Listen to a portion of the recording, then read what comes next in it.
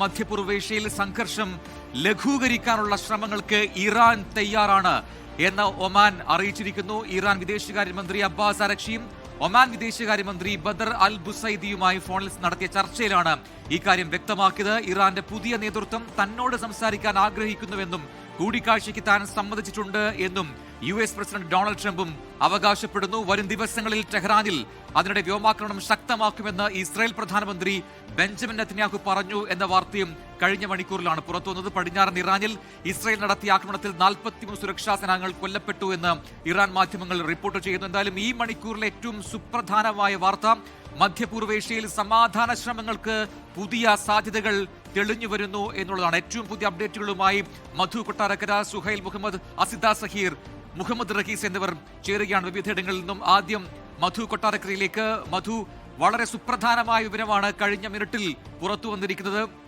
മധ്യപൂർവേഷ്യയിൽ ഒരു സമാധാന ശ്രമം അത് വീണ്ടും ഉണ്ടാകുന്നു എന്നുള്ളതാണ്. കഴിഞ്ഞ കുറേ മണിക്കൂറുകളായി സംഘർഷഭരിതമാണ് ആ മേഖലയാകെ. വലിയ ആശങ്കകളൊക്കെ നിറച്ച യുദ്ധം അത് തീരുന്നു അല്ലെങ്കിൽ തീരാനുള്ള ചർച്ചകൾക്ക് തുടക്കം കുറിക്കാൻ പോകുന്നു എന്ന വാർത്തകൾ വരുന്നു. അതിൽ ഏറ്റവും നിർണായകമായ ഒരു ഇടപെടൽ അത് ഒമാനിൽ നിന്നാണ് ഉണ്ടായിരിക്കുന്നത്. ഒമാൻ വിദേശകാര്യമന്ത്രി സംസാരിച്ചു ഇറാനിൽ വിദേശകാര്യമന്ത്രിയുമായി എന്നറിയാൻ കഴിയുന്നു.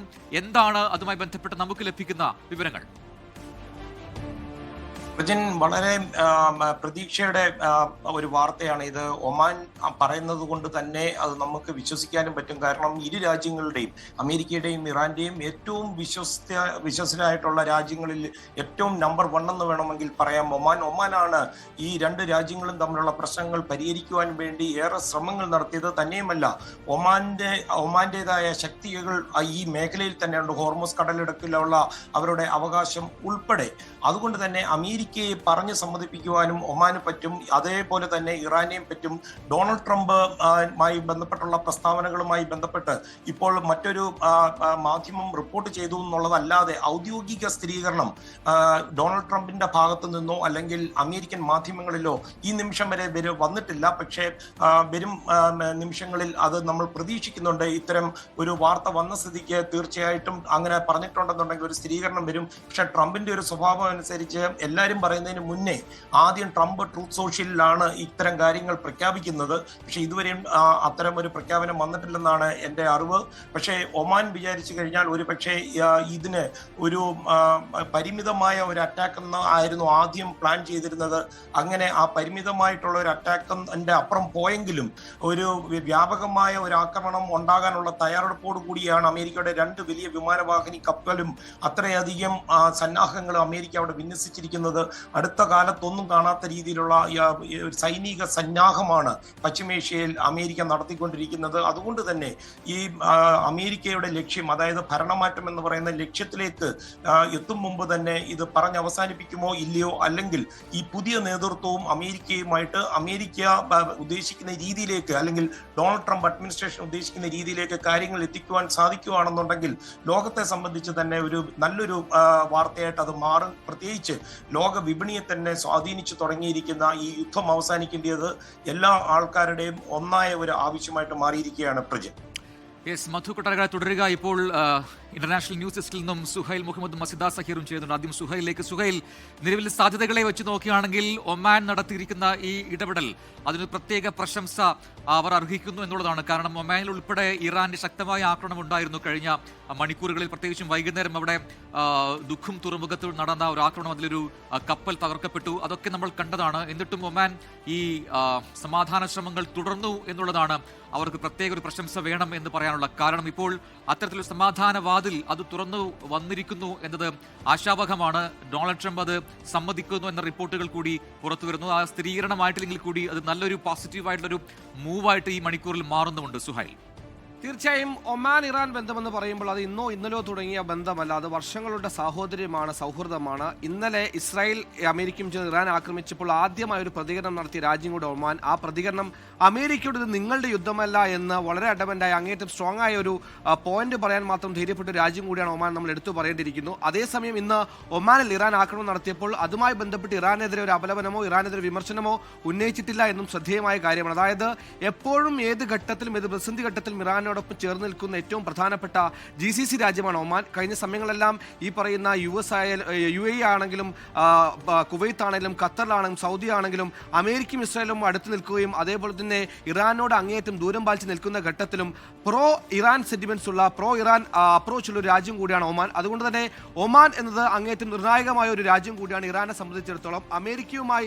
ഇറാൻ എന്തെങ്കിലും ഒരു കാര്യം സംസാരിക്കാനുണ്ടെങ്കിൽ, അമേരിക്കയുമായി ഇറാൻ ഏതെങ്കിലും കാര്യത്തിൽ വിലപേശലുണ്ടെങ്കിൽ, അമേരിക്കയുമായി ഇറാൻ ഏതെങ്കിലും കാര്യത്തിൽ ഇന്നത് ഞങ്ങൾ ചെയ്യും അല്ലെങ്കിൽ ഇന്ന രീതിയിൽ ഞങ്ങൾക്ക് പോകാം, നമുക്കൊന്ന് സംസാരിക്കാം, ഒരു ടേബിളിൽ 2 കസേര ഒരുക്കാൻ അവർക്ക് താല്പര്യം പ്രകടിപ്പിച്ചിട്ടുണ്ടെങ്കിൽ അതിന് അവസരം ഒരുക്കാൻ നിലവിൽ ശേഷിയുള്ള ഏത് രാജ്യം ഒമാൻ മാത്രമാണ്. അതുകൊണ്ട് തന്നെ ഒമാന്റെ ഇടപെടൽ എടുത്തു പറയേണ്ടതാണ്. അല്ലെങ്കിൽ ഒമാൻ മാത്രമായിരുന്നു നമ്മുടെ മുമ്പിൽ ഏക പ്രതീക്ഷ.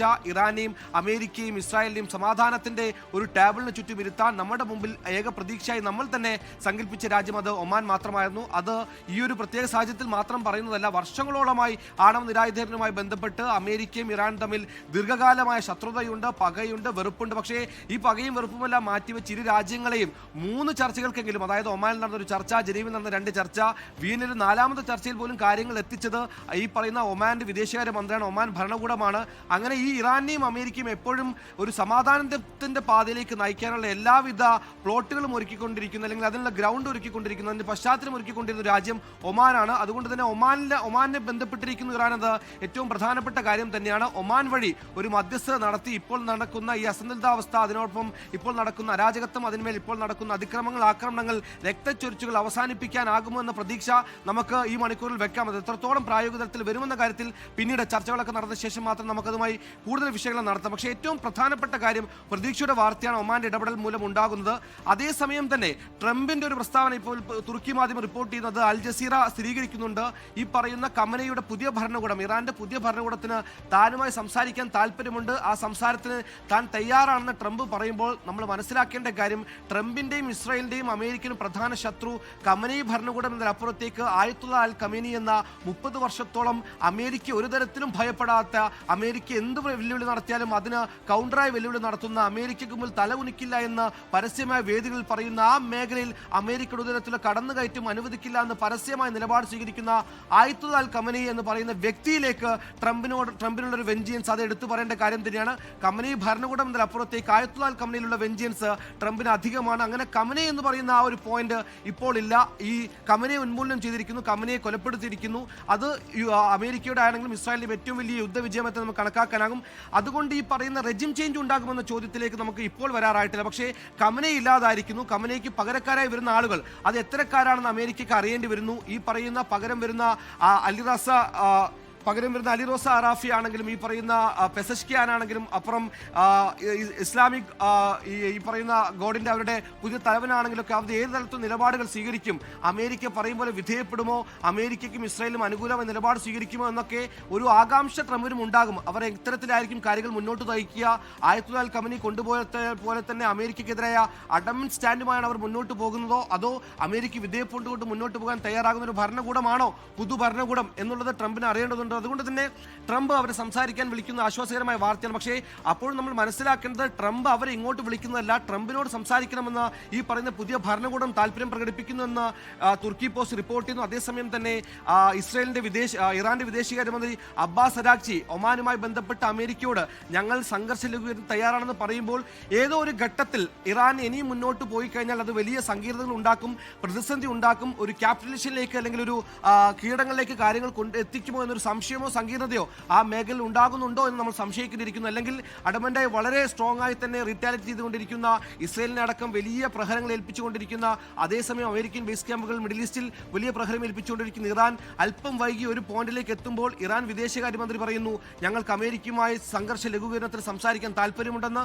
അതേപോലെ തന്നെ മറുഭാഗത്ത് ഇറാന്റെ പുതിയ ഭരണകൂടം പറയുന്നു ഞങ്ങൾക്ക് ട്രംപുമായി സംസാരിക്കാൻ താല്പര്യമുണ്ടെന്ന്. അതായത് ഈ പറയുന്ന ഘട്ടത്തിൽ, നമ്മളിപ്പോൾ സംസാരിക്കുന്ന ഘട്ടത്തിൽ ഈ യുദ്ധം എത്രയും വേഗത്തിൽ അവസാനിപ്പിക്കുക എന്നുള്ളത് ഇറാന്റെ മാത്രം ആവശ്യമായി മാറിയിരിക്കുന്നു. അമേരിക്കയെ സംബന്ധിച്ചിടത്തോളം, ഇസ്രായേലിനെ സംബന്ധിച്ചിടത്തോളം അവർക്ക് നഷ്ടപ്പെടാൻ ഒന്നുമില്ല. അതായത് അവരുടെ ഈ പറയുന്ന മേഖലകളിലേക്ക്, ടെറയിലേക്ക് കാര്യമായ ഒരു അഗ്രഷനോ കാര്യമായ ഒരു കടന്നുകയറ്റമോ ഇറാനെ കൊണ്ട് നിലവിൽ സാധ്യമാകുന്നില്ല. അതേസമയം ഈ രാജ്യങ്ങളെല്ലാം വിചാരിച്ചാൽ ഇറാനിൽ അതിവേഗത്തിൽ ആക്രമണം നടത്താനാകുന്നുണ്ട്, ഇറാനിൽ വലിയ കാഷ്വാലിറ്റികൾ ഉണ്ടാക്കാനാകുന്നുണ്ട്.